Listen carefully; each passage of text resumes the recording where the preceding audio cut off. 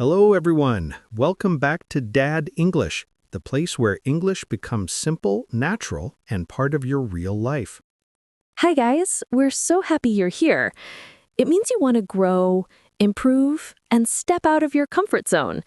And we love being part of that journey. Every listener truly matters to us. I'm Antony, your guide for real-world English. And I'm Grace, here with energy, honesty, and maybe a little morning chaos. If you haven't already, please tap the like button. Gently, no need to break your phone. Thank you.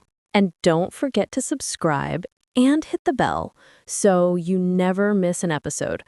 Your support helps our Dad English family grow, and we appreciate you so much. Today, we're talking about something that shapes our life more than we notice, something we repeat every single day. Your daily routine, the simple structure that holds your life together. Okay, Antony, let's get real. Tell me, what is the very first non-negotiable, most primal thing you do the moment your eyes open and the alarm goes off? I fight for my life. And by fight, I mean I hit the snooze button with the accuracy and urgency of a highly trained soldier. It's a recurring battle of wills between my conscious mind, which knows I need to be productive, and my sleep-loving body, which argues for 5 more minutes of total unconscious bliss. Same. I thought I was the only one who treats the start of the day like a military exercise. Morning is not a peaceful beginning. It is a full-blown war. My alarm rings like, wake up immediately, or your life is over, you are late, your toast is burning, the world needs you, move. It's a high-stakes emergency every 7 to 9 minutes, depending on how generous I'm feeling. My alarm doesn't ring, it screams. I tried a gentle melody once and I just slept through it. Now it uses a sound that resembles 100 angry seagulls fighting over a single French fry in a very small alley. I need that level of aggression and sensory overload just to pry one eyelid open. It's called conditioning. The seagull alarm. I love that. That is a phrase we must remember. But seriously, what time is the initial scream set for? What is the official start time of Antony's day? I set the alarm for 6 a.m. Sharp. That's the ideal. That's the dream. But I actually get up at, thinking, counting on my fingers, exaggerated pause, 6:15. Because I need the first 15 minutes to mentally prepare for the gravitational pull of the blanket. It's a real force, you know. Maybe 6:20. If the weather is cold, the blanket wins a small extra victory. The air conditioning's too strong, the covers are too soft. Okay, let's be brutally honest, 6:30 sometimes. I allow myself 2 snooze cycles max. And on a Sunday, forget it. That's 9 a.m. if I'm lucky. And I'm probably going to complain that I wasted half the day. Aha! I knew it! The 30-minute snooze war. See, guys, this is real English, truthful English.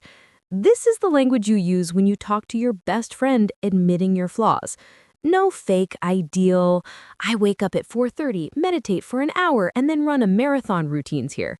This is human English, complete with flaws and laziness. What about you, Grace? Are you a graceful morning person or also a dedicated snooze warrior? Give us the truth. I used to be a warrior, but I had to change because I realized I lost all my valuable time in bed. I wake up at 6:30 a.m., and I literally get up at 6:31. I force myself out. I jump.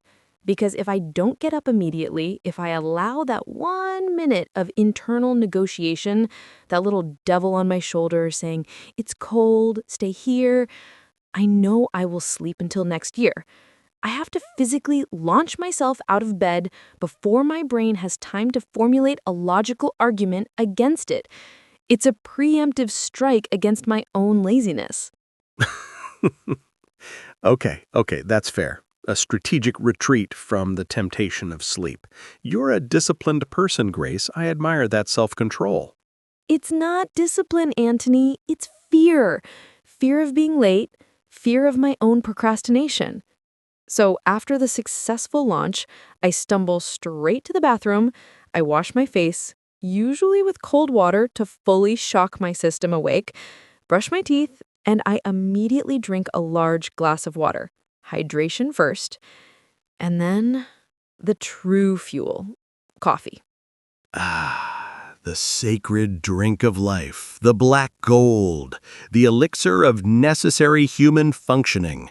It's the starting gun for the day. Coffee is not a drink, Antony. It is a lifeline. It is the liquid permission slip to start the day. If I don't have it within 15 minutes of being vertical, I can't be held responsible for my mood or my ability to speak in complete sentences. See, here's where we differ. You drink water first, I make coffee first. I need the process, I need the ritual. Before brushing teeth, before speaking, before checking the weather, before thinking, I need the rich, comforting aroma and the satisfying hiss of the coffee machine to even know what time zone I'm in. Before thinking? So you just walk around your apartment like a confused zombie who is expertly navigating the kitchen without cognitive function. What do you say to your partner? Exactly. A handsome, functional zombie. But yes, I communicate entirely through a series of complex grunts and pointing until the first glorious sip. If my partner asked me a complex question about our finances or weekend plans at 6:15 a.m., the answer is always a non-committal, deeply confused "oomph," followed by the sound of the spoon stirring the sugar. Okay, Antony. Major, life-defining, extremely important personality-revealing question. Are you a morning shower person or a night shower person? This is a question that reveals everything about a person's soul. There is no neutral ground here. Morning. Definitely morning. It's not just about hygiene, Grace. It's a ceremonial cleansing. It's like a rebirth. If I don't take a shower in the morning, I feel like my soul is still asleep, wrapped in the ghost of yesterday's problems. I feel groggy, slow, and slightly untrustworthy, like I haven't fully committed to the new day yet. I feel physically heavy. That's a very dramatic description, the ghost of yesterday's problems. I'm the exact opposite. I am a devout night shower person. I love night showers. Hot water, slow, calm music, maybe some classical or jazz, the steam filling the room. It feels like a beautiful ritual of peace, a mental and physical washing away of the entire day's dirt, stress, and noise. I need to feel completely clean and reset before I can settle into sleep. It guarantees a good night's rest. That sounds incredibly beautiful and very relaxing, actually, like a spa treatment. But for me, if I take a night shower, I go to bed feeling great, but then I wake up feeling wrinkled and flat, like a piece of old laundry that needs ironing. The morning shower smooths out the physical and spiritual wrinkles and prepares me for battle. You should really try it, Antony, just one time. Imagine getting into bed smelling like lavender and feeling like all your to-do lists have been physically and metaphorically washed down the drain. You'd sleep like a baby. I will try, but here is the danger. I know myself. I will go into the bathroom, feel the hot water, and then I'll stay in there for 1 hour contemplating the meaning of water pressure, listening to philosophical podcasts, and my whole morning routine, which is already fragile, will collapse into chaos. My 6:30 a.m. final get-up time will suddenly become 7:30 a.m., and I'll be late for work. I simply can't risk it. True. The bathroom is a dangerous place for a tight routine. It's a time sink. We must proceed with caution. Let's talk fuel. The most important meal of the day, they say, the meal that breaks the fast. So what is the typical honest breakfast in the Antony household? I try to stick to something quick but protein-heavy. Usually a couple of scrambled eggs, maybe with a little cheese or spinach for flavor, a piece of toast, sourdough if I'm feeling fancy, and sometimes some fruit, like a sliced banana or a small bowl of berries. I try to be healthy, but the reality is I'm eating this while half listening to the morning news and quickly checking my calendar for surprise meetings. It's not a relaxed French brunch, it's fuel consumption. That sounds very balanced and responsible. I'm a sweet breakfast person. I love oatmeal or porridge, as our UK friends call it, made with milk, topped with honey, cinnamon, and banana slices. I have to eat slow. If I eat too fast, I get what my beloved grandmother used to call stomach anxiety, which is a mixture of heartburn and nervousness. Stomach anxiety. That's a perfect descriptive phrase. I'm absolutely stealing that for my own vocabulary. It describes the feeling perfectly. Go ahead, but here is the shameful truth that only our English family can know. If I'm in a hurry, if my ideal get up at 6:31 a.m. plan fails, or if an urgent email comes in early and I'm running late, coffee is the breakfast. It's the only thing that fits into the 30-second window before I have to open my laptop. I just pray I make it to my mid-morning break before I collapse. Grace, that is a crime against nutrition. That is not sustainable living. You cannot survive on just hot caffeine and pure will for an entire morning. That is a recipe for disaster. Don't judge me, Antony. Don't you dare. Life happens. Sometimes you have to make a choice, be late for an important deadline or skip the eggs.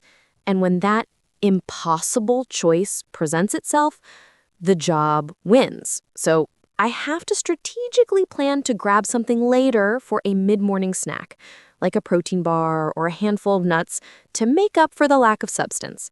It's called caloric damage control. Okay.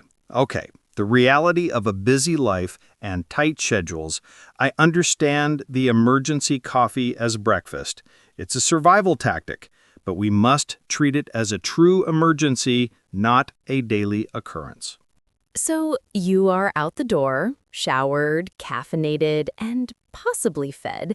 You've said goodbye to your handsome zombie self. Do you drive to work? Yes, I drive to work every day. It's only a 10-mile journey, but it takes a brutal 40 minutes because of the city traffic. I call it the red light symphony. Stop, start, stop, start. It's frustrating, but I've learned to actually appreciate and use that time creatively. Use it how? To listen to educational language podcasts? To scream at the other drivers who don't know how to merge? Both, depending on the intensity of the traffic. But also, I use that time to think and reflect. It's the one time of day when my hands are busy driving, but my mind is free. No emails, no phone calls, just me and the road and the internal monologue. About what specifically? What kind of thoughts occupy 40 minutes of quiet driving? I use that time to think and reflect. It's the one time of day when my hands are busy, but my mind is free. No emails, no phone calls, just me and the road, and the internal monologue. About what specifically? What kind of thoughts occupy 40 minutes of quiet driving? Life, the big picture stuff, the what ifs, mistakes I made last week or even 5 years ago that still sting, dreams I haven't pursued yet because I'm too comfortable, people I miss terribly, like my grandfather who taught me how to fish by the river and who I still think of every time I see an old man. People I don't talk to anymore because life just pulled us apart and the relationship faded. People I loved deeply in the past. People who left my life, whether they moved away or passed away. It's a very heavy, introspective 40 minutes sometimes. The windows of the car become a one-way mirror where I examine myself. Wow, Antony, that is incredibly real and vulnerable. That's the part of the routine nobody sees. Morning driving can feel surprisingly emotional. The combination of quiet music, the rising sun, and the feeling of moving forward. Sometimes the road feels incredibly lonely, even when you're surrounded by a million cars. It's like being in a silent, reflective bubble of memory. Yes, but the routine allows for change, too. When I feel that emotional weight getting too heavy, I intentionally change the mood. I play my absolute favorite, high-energy, ridiculous 80s pop song. I roll the windows down, even if it's a little chilly outside. I turn the volume up, and for one song, I sing terribly loud and completely off-key. And for those 3 minutes, the world feels okay again. It's a quick, self-administered therapy session. You have to fight the heavy, melancholic feelings with sudden, manufactured joy. I don't have the red light symphony commute to contend with, which I am eternally grateful for. I work from home, so my routine is radically different. After I'm showered and caffeinated, I immediately get dressed, and let me emphasize, I get dressed in actual clothes, including shoes sometimes, not just a clean pair of pajamas. I sit at my desk at 8 a.m., open my laptop, and the first hour is dedicated to quickly checking my emails, prioritizing urgent replies, and organizing my to-do list for the day. Working from home is nice, Grace. It sounds so efficient. No commute. Imagine all that time you save and all the money you save on gas. It is, but also, ... it is dangerous. Very, very dangerous. It presents a constant, silent threat. Dangerous. Are there wild animals or unexpected visitors in your living room? What is the threat? Worse than wild animals, worse than traffic. Because the bed, the incredibly soft, comfortable, inviting bed, is 2 steps away, calling my name, whispering sweet nothings about naps and blankets, and just closing my eyes for a minute. It's always there, tempting me with a 10-minute power nap that I know will inevitably turn into an hour-long, groggy sleep session. Oh, the temptation. The siren song of the mattress. I hadn't thought about that constant psychological warfare you must face. You must have incredible focus and mental boundaries. Exactly. That's why I need the hyper-discipline of 6:31 a.m. get-up and actual clothes. If I stay in my pajamas, I give the bed too much power. I blur the lines between sleep and work. I need that physical boundary between the sleep zone and the work zone. It's an exercise in mental strength every single day, just to stay put at the desk. When I finally get to the office and sit down at my desk, the work routine begins. We usually have a morning meeting around 9 a.m. This meeting is where corporate culture meets human exhaustion. People share tasks, updates on projects, and inevitably, they air their complaints about the traffic. It's the same script, same people, same issues, every single day. The predictability is comforting and slightly maddening at the same time. I know that meeting. Even on video calls, you can spot them. Every office has that one person who sighs loudly, dramatically, and repeatedly to communicate their suffering. They are the sighing martyr. Yes, I'm tired. I have so much work. I am sacrificing my life for this project, and my children won't remember my face person. The one who makes sure everyone knows their life is 10 times harder than yours. The chronic complainer. They wear their stress like a badge of honor. And then there's the other extreme, the one who is the exact opposite, the one who brings way too much positive, blindingly bright energy and pep into the room at 8 a.m. The sunshine person. Yes, the "Good morning, team. Let's crush this day. High fives all around. Who's excited for Q4?" at a volume that is physically painful before the first coffee has fully kicked in. They're vibrating with energy. Why are they so happy, Antony? It's 8 a.m. and we are talking about quarterly reports. They must be robots or aliens or simply running on pure adrenaline. No human should possess that much unbridled enthusiasm before 10:30 a.m. It's suspicious. I don't know, Grace. I honestly don't know. Maybe they're night shower people who are just inherently peaceful. It remains one of life's great mysteries. We must study them from a distance and take notes on their nutritional intake. My focus usually starts to dip around 10:30 a.m. I can feel the energy draining, so I take a structured mid-morning break. I set a timer for 10 minutes. I consciously step away from the screen, the most important step. I do some simple desk stretches. I look outside the window and focus on something far away to rest my eyes. I drink another full glass of water. It's a tiny, deliberate reset button for my entire system. That's essential. You need to interrupt the work cycle. I do the same. I walk around the office, maybe get a refill of water or coffee, and try to consciously clear my mind of the last hour's stress. It's a moment of physical decompression. Sometimes I use those 10 minutes to call my mom. Oh, that's so sweet. That's a wonderful and grounding use of a break. What does she talk about in those short calls? Work? The news? It's always the same three foundational things. She always asks, "Did you eat something? Don't skip food.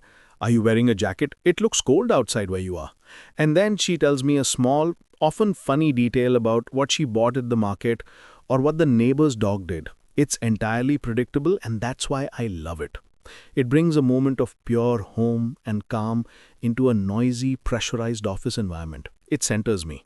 All mums are the same. It's an international, timeless law of motherhood.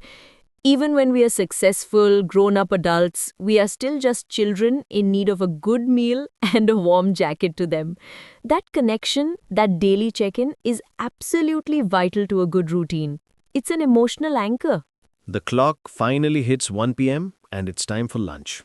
I usually eat something simple I brought from home, a big salad or leftovers from the night before. I try to eat outside the office environment, maybe in the park or just sitting on a bench, just to see the sun and breathe different air, even if it's just for 20 minutes. That's smart. A real change of scenery is crucial to avoid feeling like you live at work. But sometimes my mother's cooking terribly. The simple act of eating my bland office sandwich or my cold chicken makes me think of the past, of home, and of my childhood. What dish specifically? What is the one thing no restaurant can ever replicate, no matter how hard they try? It's a simple dish, her rice and curry. It wasn't fancy. It was just white rice, a simple vegetable curry, maybe some lentils, and a fried egg. But the flavor, it wasn't just the ingredients, it was the specific blend of spices, the technique she learned from her mother. No restaurant can copy that taste because that taste is made of something intangible: time, effort, and memory. It tastes like love and childhood and the memory of sitting at a wobbly kitchen table, arguing playfully with my little brother over the last piece of chicken while she just watched and smiled, pretending to be annoyed. That's so sweet. That's a wonderful and grounding use of a break. What does she talk about in those short calls? Work, the news? It's always the same three foundational things. She always asks, "Did you eat something? Don't skip food. Are you wearing a jacket? It looks cold outside where you are." And then she tells me a small, often funny detail about what she bought at the market or what the neighbor's dog did. It's entirely predictable, and that's why I love it. It brings a moment of pure home and calm into a noisy, pressurized office environment. It centers me. All mums are the same. It's an international, timeless law of motherhood. Even when we are successful, grown up adults, we are still just children in need of a good meal and a warm jacket to them. That connection, that daily check in, is absolutely vital to a good routine. It's an emotional anchor. In the afternoon, after lunch, the second and most challenging part of the workday begins. This is when I do what I call focused work or deep work, writing complex reports, planning future projects, analyzing data, tasks that require maximum uninterrupted concentration. This is the time I have to silence my phone, close all irrelevant tabs, and sometimes even put on noise-cancelling headphones. Same for me. After lunch, the day becomes serious and the energy levels drop. This is when the real pressure hits. Meetings, tough deadlines, the sudden urgent request from a manager. This is what we call the 3 p.m. slump. Your blood sugar drops, the initial morning caffeine wears off, and you want to just put your head on the keyboard and take a nap under your desk. The 3 p.m. slump, perfect name. It's universal. Do you ever feel completely overwhelmed by the volume of tasks and the pressure? Yes, absolutely. The feeling of being completely saturated with information. When that happens, I don't try to force myself to power through it. That usually just leads to mistakes. Instead, I stop. I consciously lean back in my chair and I close my eyes for exactly 60 seconds, no more. And I consciously take 3 deep, slow breaths. Inhale, exhale. I focus only on the air moving in and out of my body. It slows my heart rate, manages my stress, and gives my brain a chance to reboot, or at least clear its cache. It's a very small, private meditation, a minute of mindfulness in the chaos. That's such a healthy and necessary coping mechanism. That's okay, Antony. Everyone needs small breaks and moments of self-regulation. Being good at your job doesn't mean being an emotionless machine. It means managing your focus and your fatigue intelligently. You're teaching your brain how to deal with the pressure, not how to ignore it. The workday is officially over. I leave the office at 5 p.m., I make sure I shut down my computer completely and clear my physical space. I try not to look at my phone for the first 10 minutes of the drive. On the drive home, I feel distinctly lighter. The stress of the day is starting to lift. I focus on the transition from employee to person, from Antony the manager to Antony the dad/partner. The transition. I love that word. It's about consciously shifting roles. For me, because I work from home, the transition is physical and immediate, which means I have to force it. When I finish work, and this is a critical, non-negotiable part of my routine, I meticulously clean my desk. I put away my laptop, my notebooks, and all my pens. I even spray a little room freshener with a different scent than the one I use in the morning. Why is that cleaning ritual so incredibly important to your routine? Because a clean workspace visually equals a clean mind that can relax. If I leave the clutter, the work mind stays with me. I'll be tempted to check one more email. By clearing the desk and changing the scent, I am visually and physically signaling to my brain that the work part of the day is officially closed. The office is gone, the home is now present.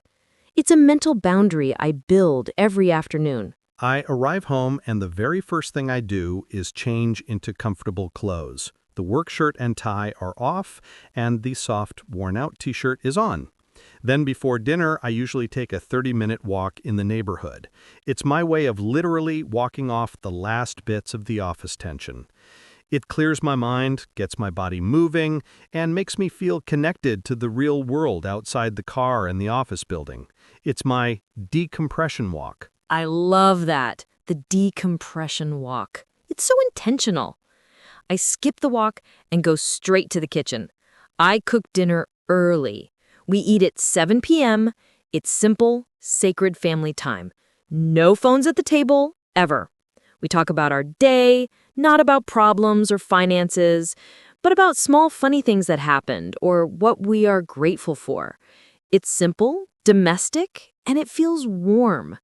It's the essential anchor of my entire evening. We eat a little later at 7:30 p.m., and then the true test of partnership begins, the post-dinner cleaning routine.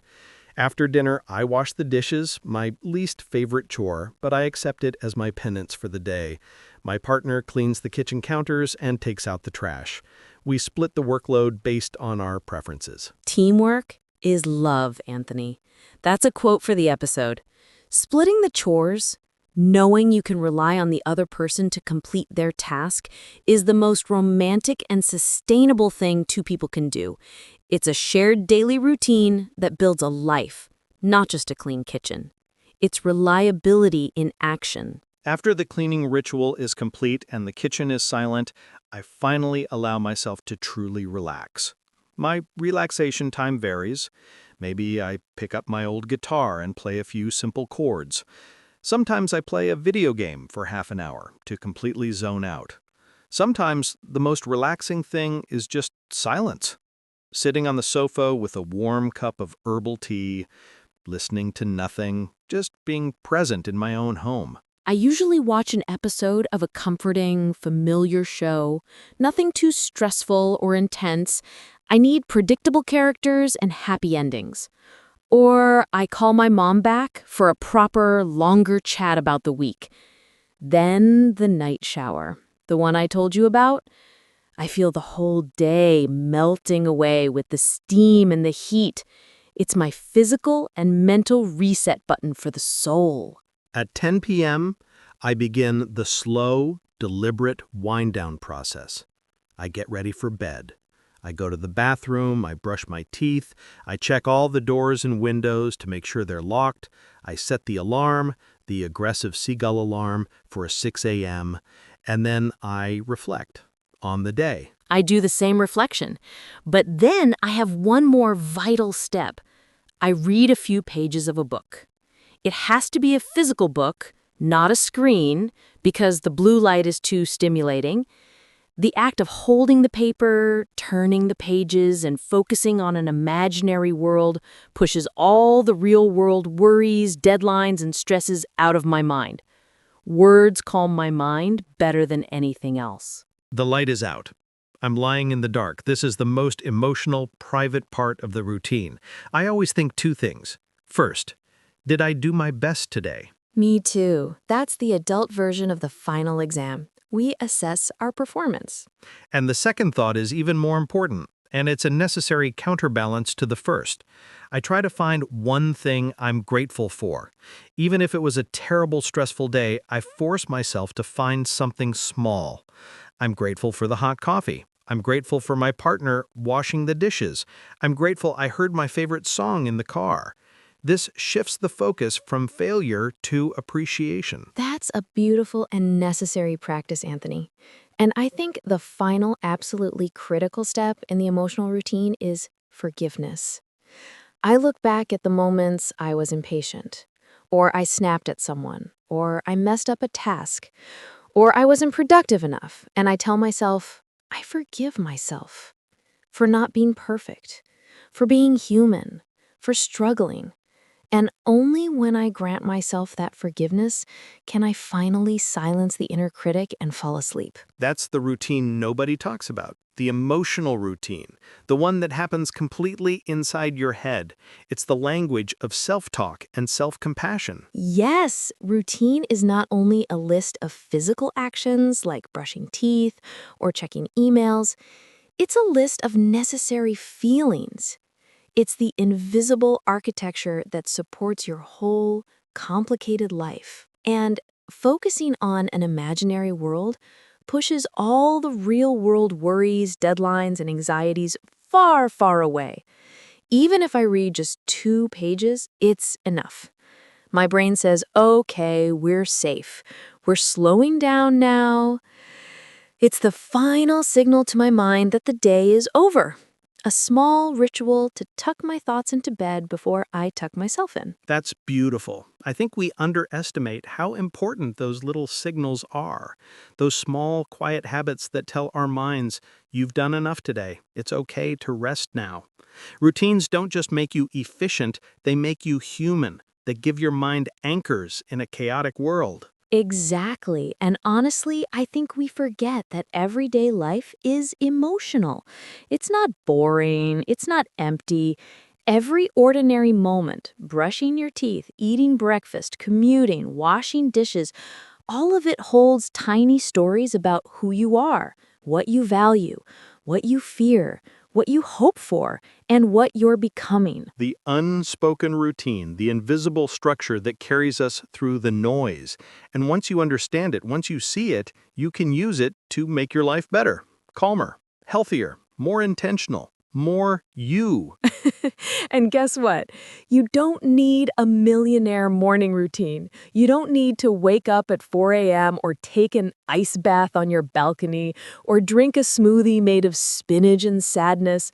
You just need small, honest habits that support your real life, whatever that looks like. Exactly. Small wins, gentle changes, human routines. That's what we believe in here. Question of the day. We've told you all about our routine, the messy parts, the emotional parts, and the funny parts. Now it's your turn. What do you do after work? What is your favorite, most comforting part of your evening routine? Do you have a decompression walk? Do you have a seagull alarm? Or do you have a unique way to beat the 3 p.m. slump? Tell us in the comments below. Use the descriptive language and phrases we used today.